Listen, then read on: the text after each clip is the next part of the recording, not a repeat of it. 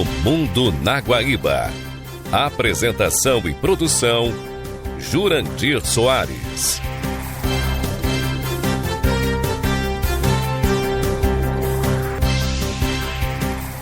Boa noite. Estamos começando a reapresentação do programa O Mundo na Guaíba.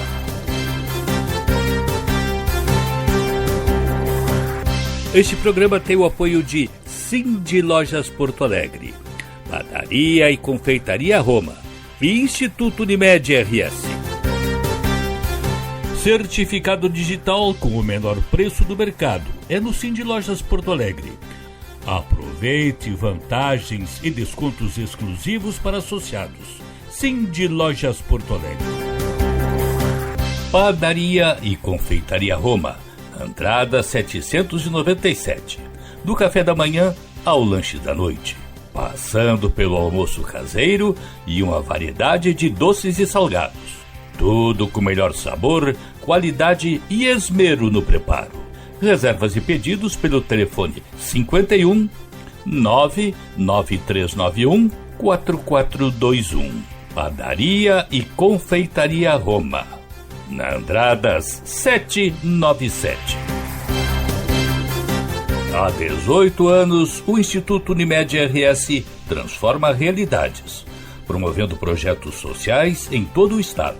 Saúde, educação, cultura e sustentabilidade são os pilares deste trabalho.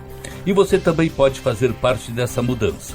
Destine uma parte do seu imposto de renda e ajude a continuar esta missão. institutounimed.org.br. No programa de hoje, vamos falar sobre a Colômbia, que escolhe neste domingo seu novo presidente. A Ucrânia ataca no coração da Rússia. Como Elon Musk se tornou o primeiro trilionário do mundo. As dúvidas sobre a saúde mental de Donald Trump. Acordo é firmado, mas será cumprido? E o que é o programa nuclear do Irã?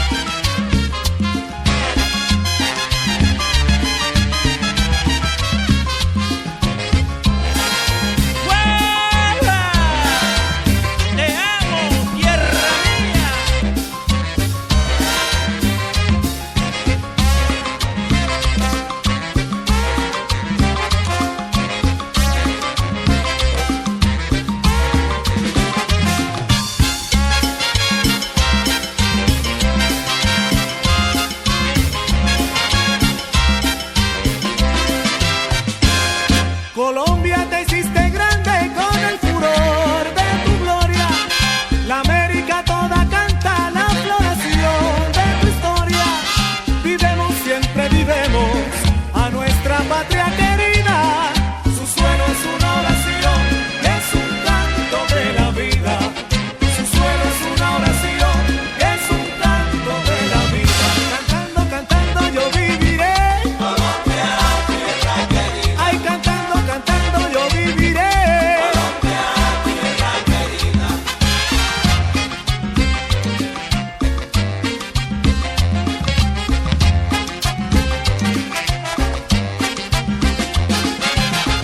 mandato de Gustavo Petro na Colômbia está chegando ao fim e os eleitores irão às urnas neste domingo para escolher entre o representante da direita, Abelardo de la Espriella, de 47 anos, que conquistou 43% dos votos no primeiro turno da eleição. Vai competir com Iván Cepeda, de 63 anos, o candidato da esquerda de Petro, que obteve 40% dos votos. A professora de Relações Internacionais, Regiane Bressan, nos dá um panorama sobre a eleição colombiana. Bom, vamos primeiro compreender a trajetória política da Colômbia, lembrando que o atual presidente Gustavo Petro representa um hiato na tradição da política no país, que sempre foi muito voltada à direita, com candidatos mais extremistas ou mais moderados. Nesse âmbito, Gustavo Petro estaria preparando o seu sucessor, já que na Colômbia não prevê reeleição. Assim, nós temos um candidato da esquerda. No entanto, quem despontou de maneira bastante surpreendente e inusitada foi o candidato Abelardo, que não tem tradição política, mas ele mimetiza na sua campanha governamental o que é Bukele em El Salvador, ou seja, ele vem apresentando uma política bastante dura, áspera em relação ao crime organizado, ao narcotráfico, às facções criminosas. Dessa forma, ele provavelmente deve ganhar o pleito, na medida em que, em terceiro lugar, nós temos uma senadora que vem da política tradicional, mas ela também representa a direita, uma direita um pouco mais moderada.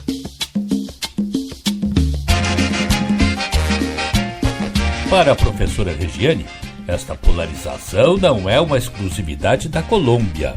Ela reflete o que está acontecendo não só na América Latina, mas em outras partes do mundo também. A polarização ela vem sendo desenvolvida em vários países, não apenas da América Latina, mas vimos nos Estados Unidos, na Europa, ou seja, a mesma polarização que aconteceu na Argentina, que aconteceu no Chile, também acontece agora na Colômbia e acomete também o Brasil, e já podemos esperar por isso nas eleições brasileiras. O fato é que nós temos aí um tema, uma agenda comum em nossos países, que é a questão da violência doméstica, ou seja, esse vem sendo o tema que baliza muitas vezes as campanhas presidenciais. Isso nós vimos na eleição chilena, que elegeu Kast, depois de um governo também progressista. Vimos também na Bolívia, em outros países da região. Esse também é um tema muito oportuno às eleições brasileiras e, claro, na Colômbia parece que vai definir o segundo turno, ou seja, o candidato Abelardo, que mimetiza, como eu disse, o buquelismo de El Salvador, ele prevê ações muito mais duras contra o crime organizado. Então ele prevê, por exemplo, prisões maiores, uma política mais acirrada em relação à violência doméstica e, claro, isso vem ganhando bastante apoio popular, muito embora ele não seja um candidato com tradição política. Aliás, ele nem praticamente tem experiência na política. Ele é um candidato jovem, de 47 anos, mas que veio ganhando muitos adeptos em relação também às mídias sociais, ou seja, nas redes sociais ele ganhou muitos adeptos, ou seja, essa é uma constante nas eleições em vários países da nossa região.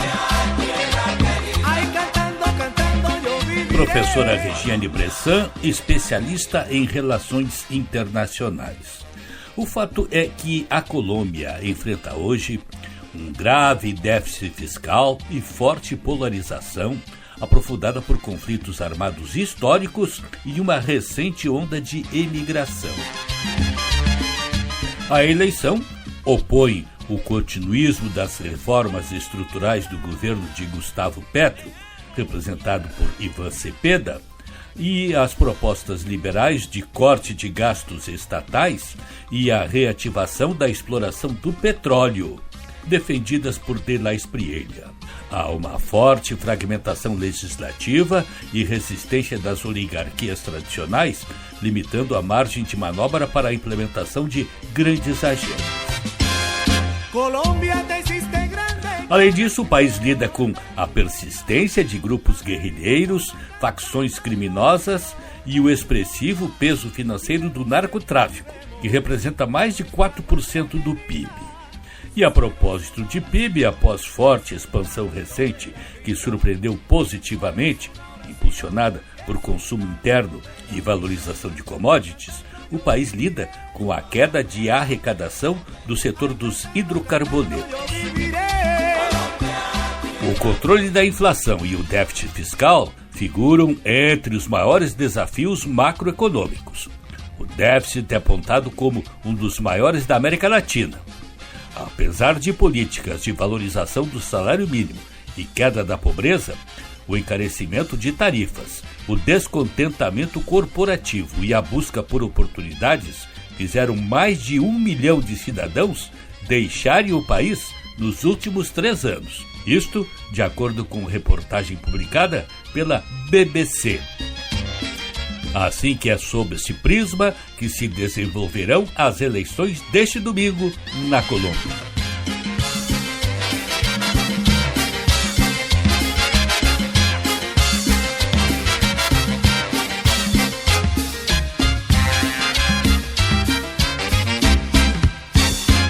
A seguir...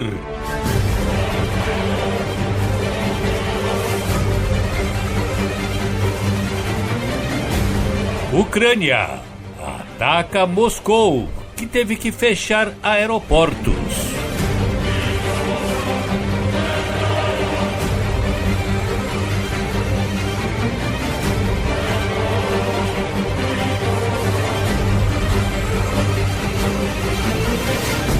Estamos apresentando O Mundo na Guaíba.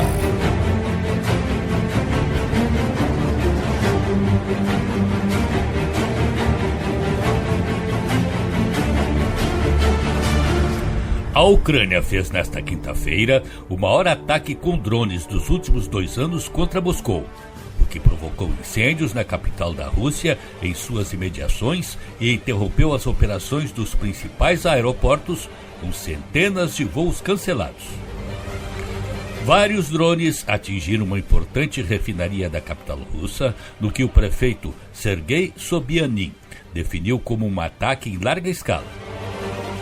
A Ucrânia lançou seu maior ataque com drones contra Moscou em 2 anos nesta quinta-feira, provocando incêndios dentro e ao redor da capital russa e paralisando os principais aeroportos com centenas de voos atrasados.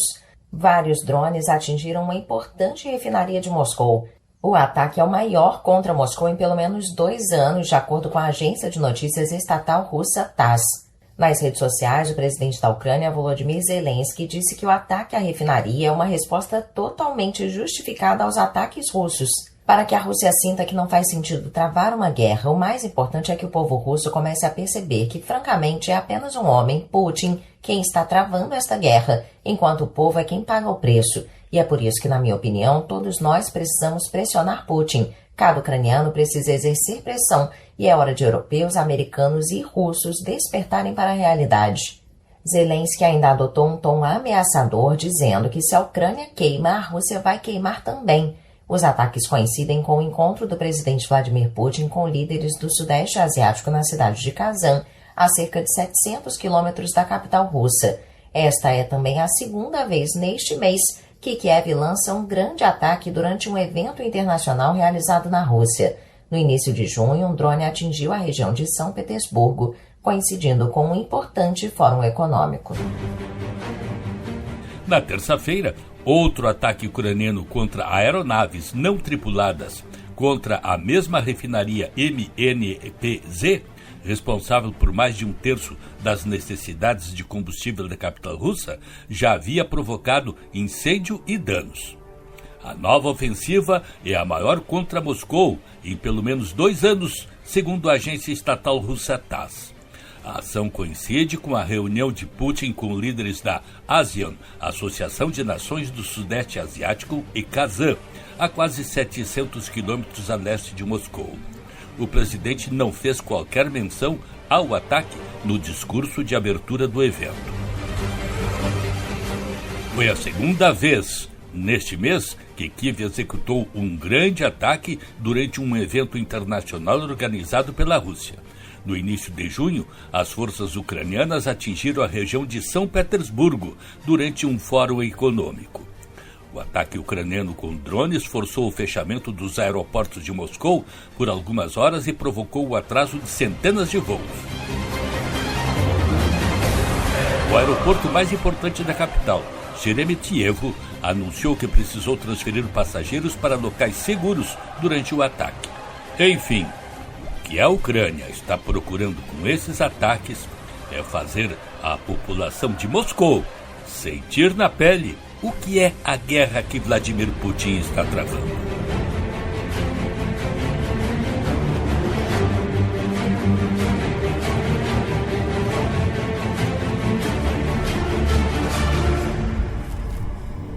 A seguir,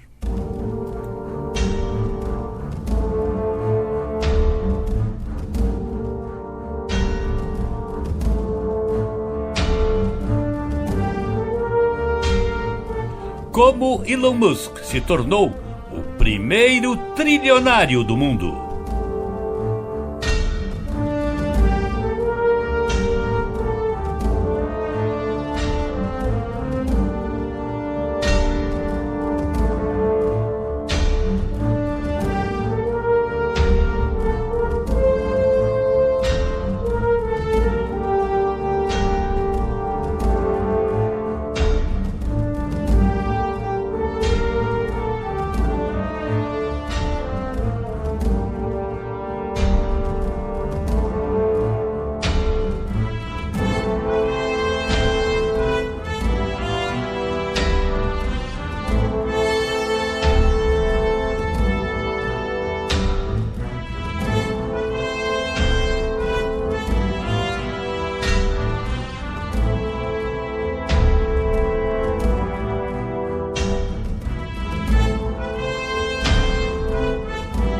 Estamos apresentando O Mundo na Guaíba.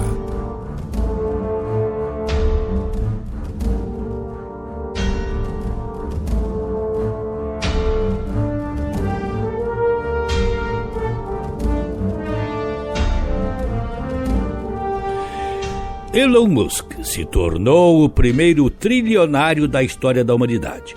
O marco histórico de $1 trilhão foi alcançado após o IPO, oferta pública inicial de ações da SpaceX na Bolsa de Valores da Nasdaq, em Nova York.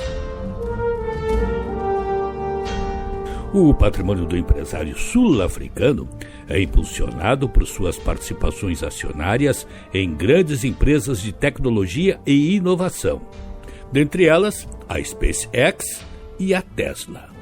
Mas quem nos dá os detalhes desta figura marcante do cenário internacional e como fez a sua fortuna é Hoje no Mundo Militar. No dia 12 de junho de 2026, a SpaceX bateu o sino de abertura da Nasdaq. O IPO precificou as ações a $135 cada e o papel fechou o primeiro dia a $160,95, uma alta de 19% sobre o preço inicial. A operação levantou $75 bilhões, o maior IPO da história, e jogou a SpaceX para uma capitalização de mercado de $2,1 trilhões. Em uma única sessão, a empresa entrou para o grupo das 6 maiores companhias dos Estados Unidos e Elon Musk se tornou o primeiro trilionário da história. A pergunta que muita gente está fazendo é como uma empresa de foguetes chegou a esse patamar. A resposta curta tem nome e sobrenome: Departamento de Guerra dos Estados Unidos. Mas, antes de avançarmos, precisamos entender como a SpaceX nasceu e cresceu. A história começa em 2002 em El Segundo, na Califórnia. Elon Musk tinha acabado de vender a PayPal e tinha uma obsessão: levar humanos a Marte. O plano original era modesto: comprar mísseis balísticos intercontinentais desativados na Rússia para lançar uma cápsula com sementes ao planeta vermelho. Musk viajou 2 vezes a Moscou em 2001 e 2002 para negociar a compra de foguetes de Dnipro com a empresa Kosmotras. Os russos ofereceram um foguete por $8 milhões e Musk considerou o preço alto demais. Saiu da reunião e, no avião de volta, decidiu que era mais barato construir o seu próprio foguete. Foi assim que nasceu a Space Exploration Technologies Corporation, com capital inicial de $100 milhões do próprio bolso de Elon Musk. A sede era um galpão em El Segundo, na Califórnia, com cerca de 7.000 metros quadrados, e o primeiro produto, o Falcon 1, um foguete de 2 estágios e combustível líquido, projetado para colocar cargas pequenas em órbita, a uma fração do custo praticado por Lockheed Martin e Boeing. O nome Falcon é uma referência a Millennium Falcon de Star Wars. As 2 primeiras tentativas de lançamento do Falcon 1 foram compradas pelo Departamento de Defesa americano dentro do DARPA Falcon Project, que avaliava novos veículos de lançamento com potencial para entrega hipersônica de mísseis. Em outras palavras, a SpaceX já nasceu com dinheiro militar circulando nas veias. Mas as 3 primeiras tentativas falharam e a empresa quase quebrou. Em 28 de setembro de 2008, na 4ª tentativa, o Falcon 1 finalmente chegou à órbita, o primeiro foguete de combustível líquido financiado pela iniciativa privada a conseguir isso. 2 meses depois, a NASA jogou um colete salva-vidas através do contrato Commercial Resupply Services, no valor de $1,6 bilhão, visando a entrega de carga à Estação Espacial Internacional, um contrato que salvou a empresa, estabilizando as contas e abrindo caminho para o que viria a seguir. Em 2010, a SpaceX lançou o Falcon 9, foguete de médio porte que se tornaria o cavalo de batalha da empresa, com a grande aposta sendo a reusabilidade. Em vez de descartar o primeiro estágio após cada lançamento, como sempre se fez na indústria, a SpaceX desenvolveu sistemas para pousar o booster de volta na Terra, em plataformas em terra firme ou em navios drone no Atlântico. A partir desse momento, o custo por quilo em órbita despencou e a equação econômica do acesso ao espaço mudou para sempre. Em 2012, a Dragon se tornou a primeira nave privada a atracar na ISS. Em 2020, a versão tripulada, a Crew Dragon, levou astronautas da NASA ao espaço, devolvendo aos Estados Unidos uma capacidade que o país havia perdido com a aposentadoria do ônibus espacial em 2011. Antes disso, Washington dependia exclusivamente das cápsulas russas para chegar à ISS, uma situação estrategicamente humilhante em pleno século XXI. Em 2019, a SpaceX começou a lançar os primeiros satélites Starlink em escala. A ideia era criar uma constelação massiva em órbita baixa, capaz de fornecer internet de banda larga em qualquer ponto do planeta. Em 2026, são mais de 10 milhões de assinantes em 164 países, com uma constelação Starlink com mais de 7.500 satélites em órbita baixa. E foi a Ucrânia que mostrou ao mundo o valor militar dessa rede. Desde 2022, terminais Starlink se tornaram peça vital das comunicações táticas ucranianas, desde a linha de frente até a operação de drones de longo alcance.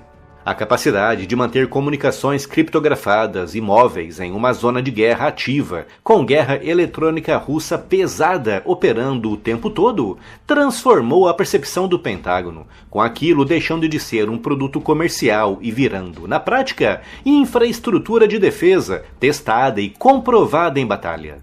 E foi nesse contexto que, logo em 2022, a SpaceX revelou a Starshield, uma linha de negócios dedicada ao governo americano. É uma rede separada, operada pelo governo dos Estados Unidos, que aproveita a tecnologia Starlink para fornecer redes de satélite seguras para missões de segurança nacional. O primeiro contrato veio em setembro de 2023, no valor de $70 milhões, e a partir dali, o programa cresceu rápido.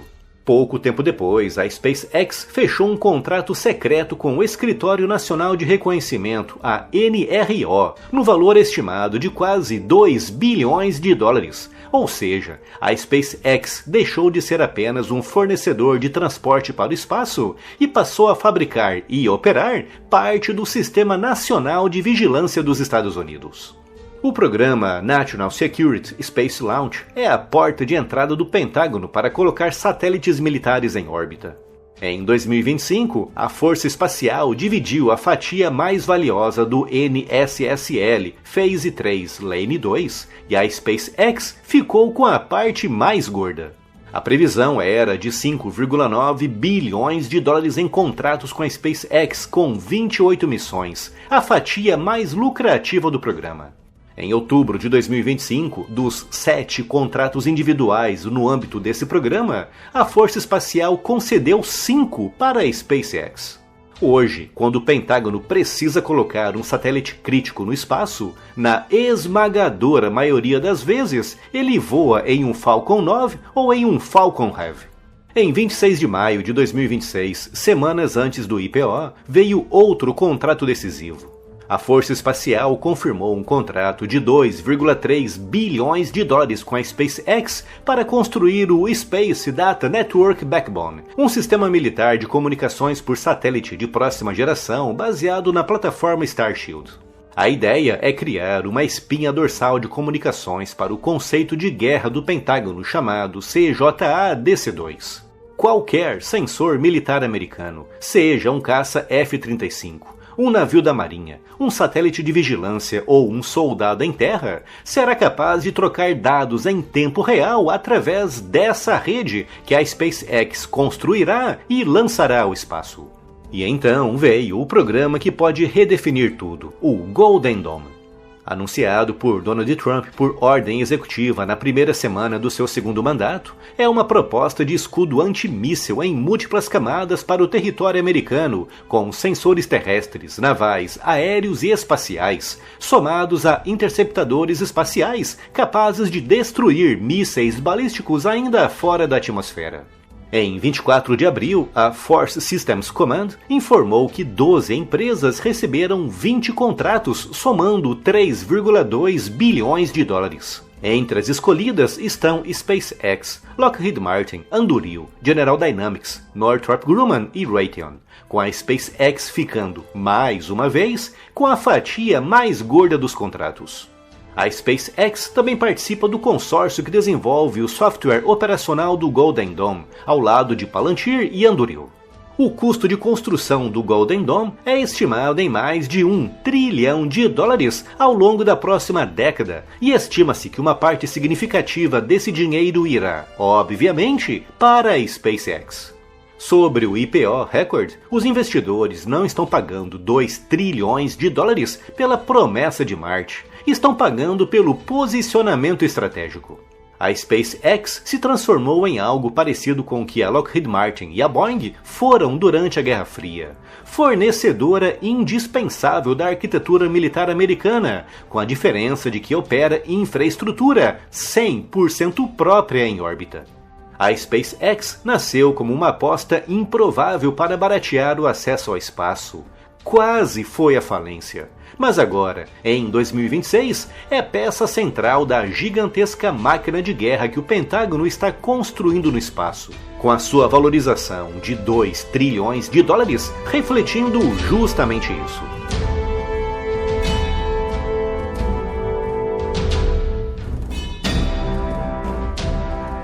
Em termos de brincadeira, se diz que Elon Musk é o primeiro homem que conseguiu fazer o foguete dar ré.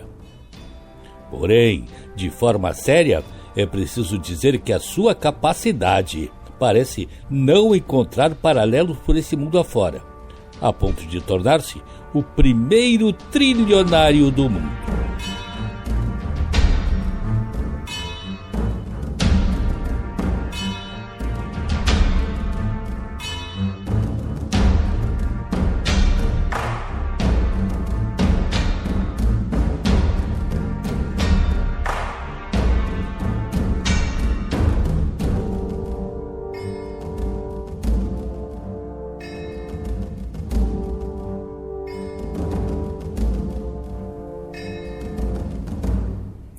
A seguir.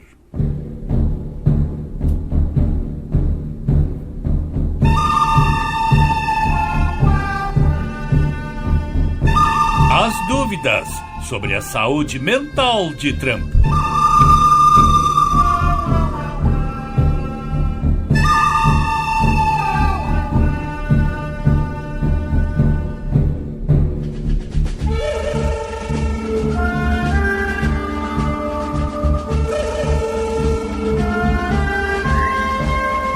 Estamos apresentando O Mundo na Guaíba.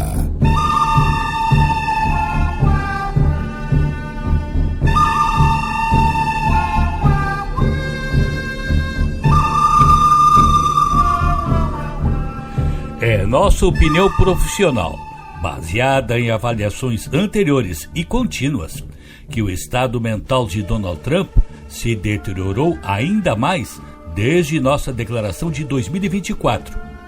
É como começa a carta que um grupo de médicos e pesquisadores da área da saúde entregou ao Congresso dos Estados Unidos em 30 de abril deste ano. Os profissionais afirmam que têm o dever ético de alertar para o fato de que o presidente dos Estados Unidos representa um perigo crescente para a população.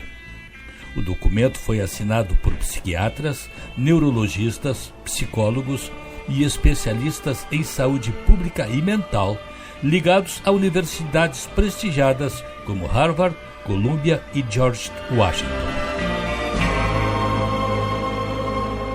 O texto é mais um capítulo de uma longa discussão nos Estados Unidos que abrange não apenas a capacidade de governo de Donald Trump, presidente que completou 80 anos no último domingo, dia 14, mas também a idade dos líderes do país como um todo. Não é de agora que setores da sociedade americana questionam a saúde mental de Trump. Em 2024, um coletivo autodenominado Anti-Psychopath Political Action Committee, ou Comitê de Ação Política Antipsicopata, publicou uma carta aberta no jornal The New York Times. O texto dizia que o então candidato à presidência mostrava sintomas de um transtorno de personalidade grave e intratável e narcisismo maligno. O republicano seria manifestamente inapto para exercer a liderança, afirma o anúncio de página inteira assinado por 200 médicos. As especulações sobre a saúde de Trump ocorriam no contexto da desistência de Joe Biden da corrida à Casa Branca em 2024. O democrata, então presidente dos Estados Unidos, abandonou a disputa após meses de questionamentos sobre sua condição física e cognitiva. Aos 82 anos, Biden era o presidente mais velho da história do país e, com frequência, alvo de ataques feitos pelo líder republicano, que o apelidou de Sleep Joe, ou Joe o Sonolento, em uma tentativa de associá-lo à fragilidade e à perda de vigor. Embora as críticas fossem impulsionadas pela oposição republicana, elas também passaram a ecoar dentro do próprio Partido Democrata. Após uma atuação considerada confusa e vacilante no primeiro debate contra Trump, Biden passou a enfrentar pressão crescente de líderes de sua própria legenda para abandonar a corrida presidencial, decisão que acabara tomando cerca de um mês depois. Durante esse período, a campanha de Trump em 2024 projetou o republicano como um homem em plena condição física e mental, em oposição ao rival. Agora, em seu segundo mandato, o atual presidente passou a enfrentar questionamentos semelhantes aos que haviam sido dirigidos a Biden. A declaração dos especialistas em saúde, feita ao Congresso, aponta para uma deterioração acentuada do funcionamento cognitivo, evidenciada pela fala desorganizada e tangencial, digressões políticas, conclusões factuais e mudanças súbitas e inexplicáveis de rumo em questões estratégicas. Também menciona episódios de aparente sonolência durante procedimentos públicos de grande relevância. Diga-se passagem que esta questão, as mudanças súbitas e inexplicáveis de rumo, estiveram muito presentes nesta questão relacionada à guerra que os Estados Unidos travam contra o Irã. Um dia Trump dizia que tinha um acordo, no outro dia dizia que estava atacando. Mas, em novembro de 2025, uma foto do presidente de olhos fechados em um evento na Casa Branca levou o governador da Califórnia, o democrata Gavin Newsom, a chamá-lo de Dozy Dump, ou Dom o Dorminhoco, nas redes sociais. Já em abril deste ano, fotos manipuladas de um encontro entre membros do alto escalão do governo, incluindo o secretário da Saúde Robert Kennedy Jr., mostravam Trump dormindo com a cabeça pendendo para o lado. A imagem falsa foi compartilhada nas redes, dando combustível para pedidos de uso da 25ª emenda da Constituição americana. A emenda permite que o vice-presidente ou uma maioria dos membros do governo ou do Congresso retire o presidente do cargo, caso ele seja considerado inapto para cumprir a função. Discursos pedindo o uso da emenda contra Trump vêm aparecendo em opositores democratas e também entre ex-aliados do republicano. Ela é mencionada, por exemplo, tanto na carta dos especialistas de saúde, que declararam ser suprapartidários e dizem que o texto não é político, mas técnico, quanto pela ex-deputada federal Marjorie Taylor Greene. Ela, que é do Partido Republicano, rompeu com o presidente em novembro de 25, após conflitos sobre a condução do escândalo de Jeffrey Epstein pela Casa Branca. Ela renunciou ao mandato e vem fazendo críticas à gestão nas redes sociais e na imprensa. Para a CNN, ela afirmou que a fala de Trump sobre eliminar uma civilização direcionada ao Irã foi uma insanidade, não uma retórica dura. A Casa Branca tem rejeitado as especulações de que Trump esteja enfrentando problemas de saúde mental.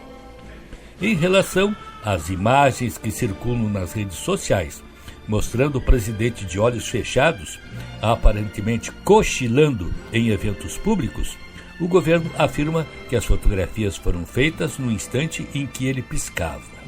No final de maio, a Casa Branca também divulgou um relatório do médico do presidente, Shin Barbabella, que afirma que Trump permanece em excelente estado de saúde, com bom funcionamento cardíaco, pulmonar e neurológico, além de ótima condição física em geral. Convenhamos que outras manifestações do presidente Trump também fugiram do convencional, como, por exemplo, a sua decisão de anexar o Canadá como 51º estado norte-americano, ou de tomar conta da Groenlândia. Sem contar a já citada decisão de eliminar uma civilização, no caso, a civilização iraniana. São fatores que, inegavelmente, dão munição para aqueles que contestam a saúde de Trump. Mas, enfim, o fato é que o presidente norte-americano parece estar naquela. Falem mal, mas falem de mim.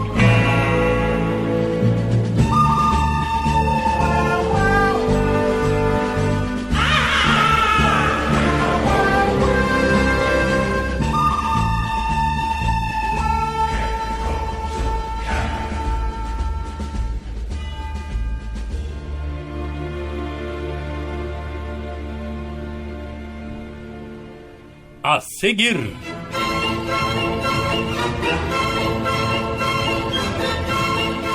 o acordo foi firmado. A questão é, será cumprido? Estamos apresentando O Mundo na Guaíba.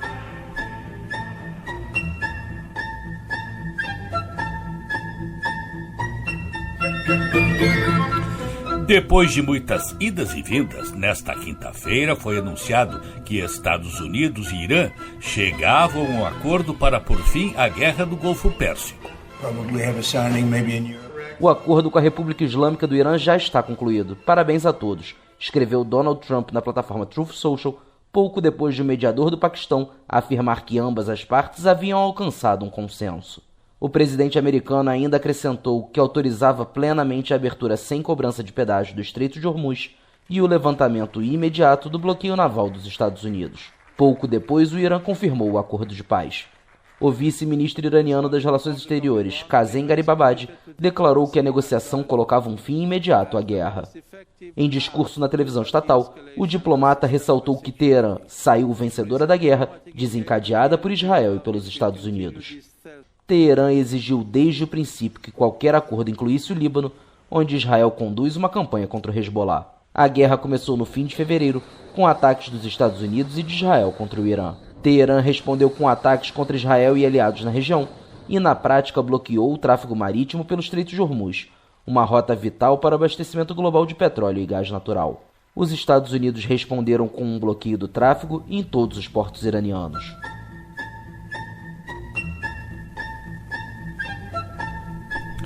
Torna-se inegável que o Irã está saindo como o grande vitorioso desta guerra que passou a enfrentar contra Estados Unidos e Israel em 28 de fevereiro. Porém, desde logo é preciso ressaltar que o presidente Donald Trump não só fez o seu adversário sair dos combates com mais do que tinha quando começou, como ajudou a reforçar no poder o nefasto regime dos ayatolás.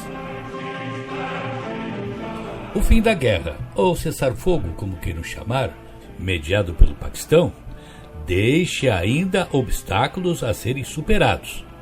E o principal diz respeito a Israel, pois o Irã condicionou a assinatura ao término dos ataques de Israel ao Líbano.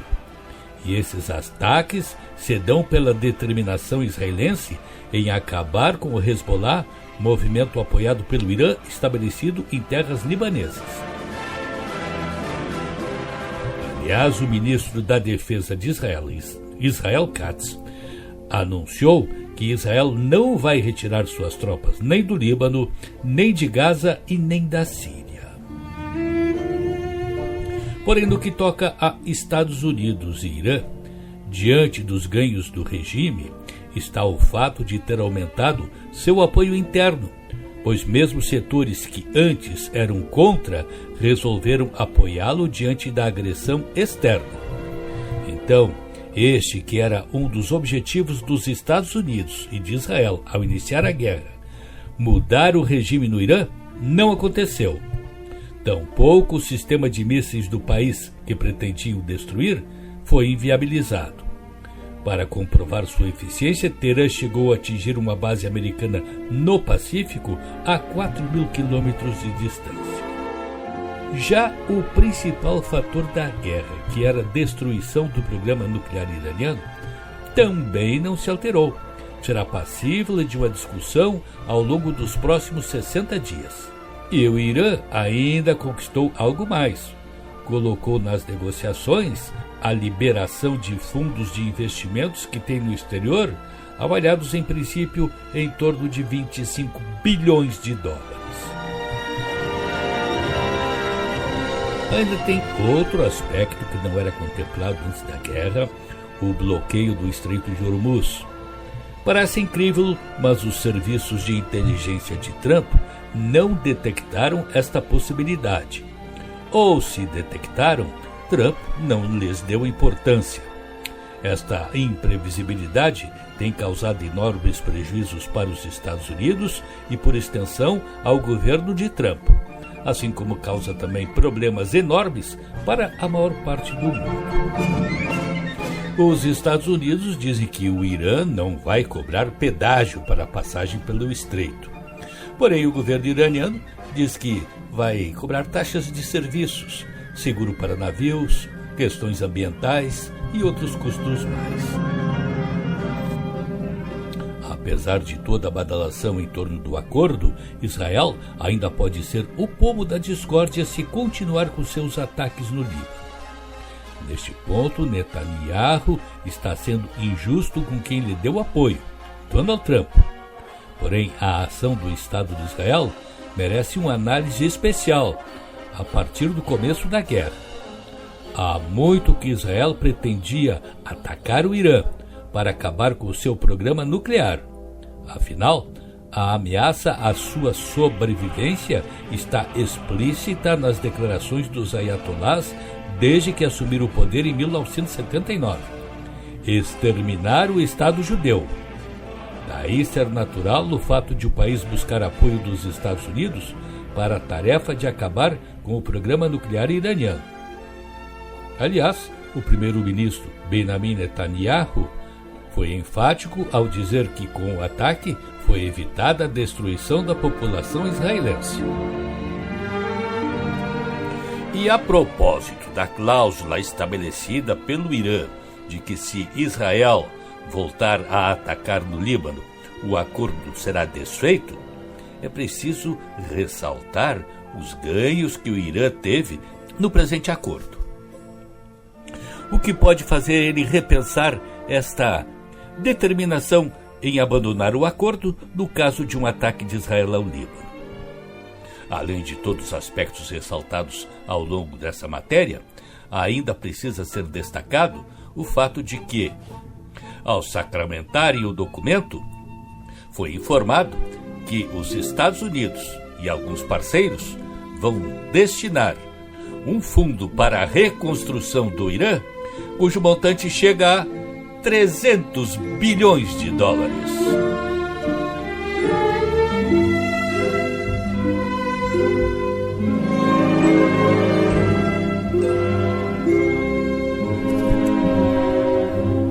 A seguir,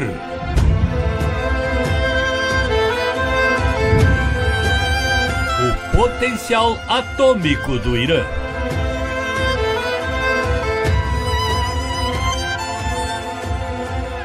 Estamos apresentando O Mundo na Guaíba.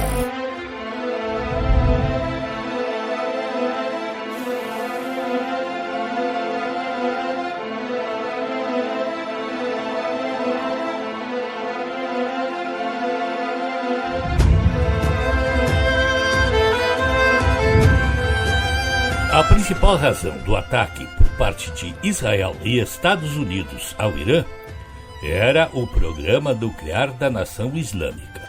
Este programa, pelo que foi convencionado entre as partes, ficará para ser discutido ao longo de 60 dias. O presidente Donald Trump assegurou que o Irã não terá arma nuclear. Iran will never have a nuclear weapon. And it says it loud and clear. They're not going to develop it. O Irã nunca terá uma arma nuclear. Quero deixar isto aqui bem claro. Nunca poderão desenvolver, nunca poderão comprar. E se o fizerem, sofrerão inacreditáveis consequências. And if they do, they suffer unbelievable consequences. O Irã sempre assegurou que o seu programa nuclear é para fins pacíficos, geração de energia para fins medicinais. No entanto, pelo que disse em entrevista à CNN, o professor Vitélio Brustolin, da Universidade Federal Fluminense e pesquisador de Harvard, o que o Irã possui em termos nucleares é para produzir uma bomba atômica. Esse memorando, ele é uma forma de abrir o Estreito de Hormuz e jogar todas as negociações relevantes para frente, inclusive do programa nuclear. A gente não sabe exatamente como ou o que será feito com os 441 quilos de urânio enriquecidos a 60% do Irã, que evidentemente não tem finalidade civil, não tem utilidade civil urânio enriquecido nesse teor. Programas civis vão até 20% de enriquecimento para uso medicinal. Também não se sabe o que será feito com as demais 11 toneladas de urânio enriquecido em outros teores que o Irã possui. Tem muitas outras questões em aberto. Tem a questão de como Israel vai se comportar. Vai haver eleições em Israel em outubro, elas estavam previstas para 27 de outubro. O parlamento aprovou a antecipação delas O Netanyahu sofre 4 acusações de corrupção dentro de Israel e também a acusação de não ter prevenido o atentado de 7 de outubro de 2023. E nesse momento, Uribe, o partido, os partidos que formam a coalizão do Netanyahu, segundo as pesquisas, fariam de 48 a 51 cadeiras. Ele precisa de 61 para governar. A oposição estaria com 62 a 67, segundo as pesquisas, e os partidos de 4 a 6. Isso já aconteceu na história de Israel antes com o julgamento da Golda Meir pelos ataques do Yom Kippur. Então o Netanyahu não tem interesse em parar a ofensiva no Líbano. E ao mesmo tempo o Hezbollah, que é um grupo financiado pelo Irã, que é considerado terrorista por Israel, pelos Estados Unidos, por muitos países europeus, o Hezbollah não está negociando com o Trump ou com o Irã, nem Israel está na mesa de negociações. E os dois lados continuam se atacando. Então, existem muitas outras questões ainda. O programa de mísseis do Irã, não se sabe como será feito, o Trump queria a eliminação dele desde o acordo do Obama. O financiamento do Irã ao Hezbollah, ao Hamas, à Jihad Islâmica, aos Houthis, isso também não se sabe como será evitado. O que os Estados Unidos têm pressionado é que, se o Irã não cumprir esses termos, os recursos congelados do Irã não seriam liberados. São cerca de 24 bilhões de dólares, conforme vocês mostraram na reportagem. A economia do Irã não vai bem, então esses recursos ajudariam a reaquecer a economia e reconstruir parte do país. Um questionamento feito ao professor Vitélio Bristolin foi sobre um possível rompimento dos Estados Unidos com Israel diante do fato de o primeiro-ministro Benjamin Netanyahu não estar atendendo o pedido de Donald Trump para parar com os ataques no Líbano. Bom, os Estados Unidos são o principal patrocinador de Israel desde 1948, né? Desde o governo Obama, os Estados Unidos transferem 3,8 bilhões de dólares por ano para Israel. Os Estados Unidos fornecem as principais aeronaves do país, o F-35, o F-15I, que foi adaptado para Israel. O programa, o Domo de Ferro foi construído numa parceria entre Estados Unidos e Israel. Então, sim, os Estados Unidos podem pressionar, sim, Israel. Seria impopular dentro de Israel e dentro dos Estados Unidos.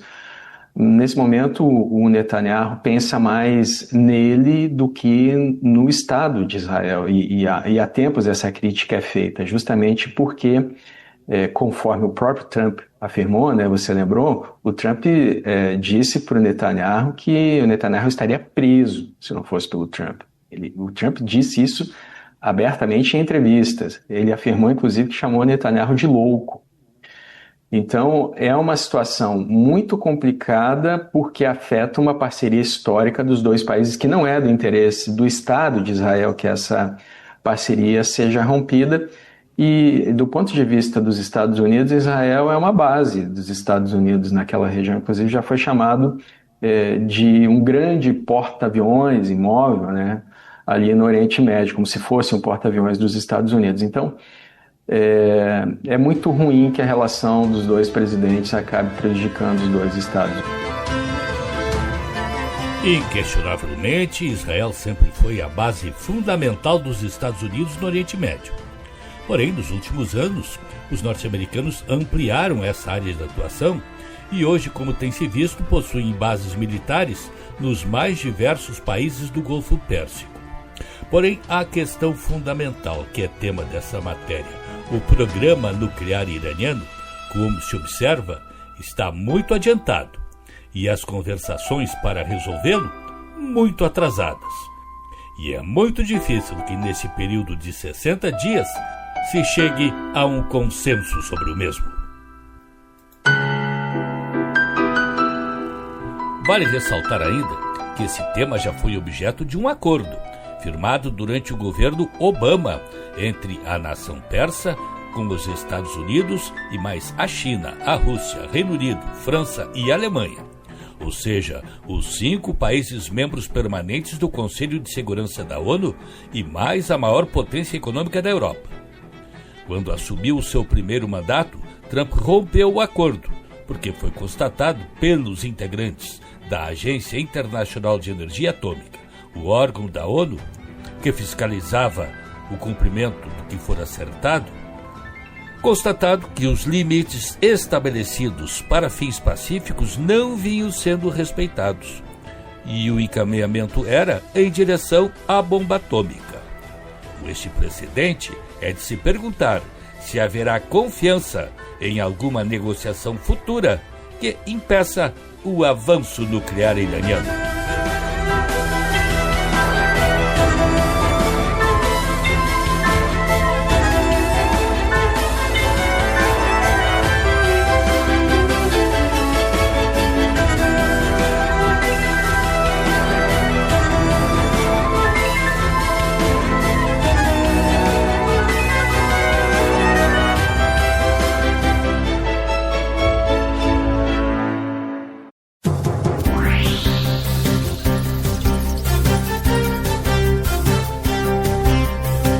O programa de hoje teve o trabalho da técnica de Cleiton Lopes. Na mesa de áudio, Luciano Vargas. Coordenação de jornalismo, Rafael Sequim.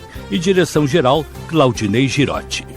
E o programa também teve as seguintes participações. Da ONU News em Nova York, Mônica Grayle para a Rádio Guaíba. Silvano Mendes, da Rádio França Internacional, especial para a Rádio Guaíba. Hoje, no mundo militar. Adriana Moisés, da Rádio França Internacional, em especial para a Rádio Guaíba. O Mundo na Guaíba fica disponível no blog jurandirsoares.com.br e no Spotify. Este programa tem o apoio de Cindy Lojas Porto Alegre, Padaria e Confeitaria Roma e Instituto Unimed RS. Certificado digital com o menor preço do mercado é no Cindy Lojas Porto Alegre. Aproveite vantagens e descontos exclusivos para associados. Cindy Lojas Porto Alegre. Padaria e Confeitaria Roma, Andrada 797. Do café da manhã ao lanche da noite, passando pelo almoço caseiro e uma variedade de doces e salgados. Tudo com melhor sabor, qualidade e esmero no preparo. Reservas e pedidos pelo telefone 51 99391 4421. Padaria e Confeitaria Roma, na Andradas 797. Há 18 anos, o Instituto Unimed RS transforma realidades, promovendo projetos sociais em todo o estado. Saúde, educação, cultura e sustentabilidade são os pilares deste trabalho. E você também pode fazer parte dessa mudança. Destine uma parte do seu imposto de renda e ajude a continuar esta missão. institutounimed.org.br. O Mundo na Guaíba volta no próximo sábado. Um bom fim de semana para todos. Você ouviu O Mundo na Guaíba. Apresentação e produção, Jurandir Soares.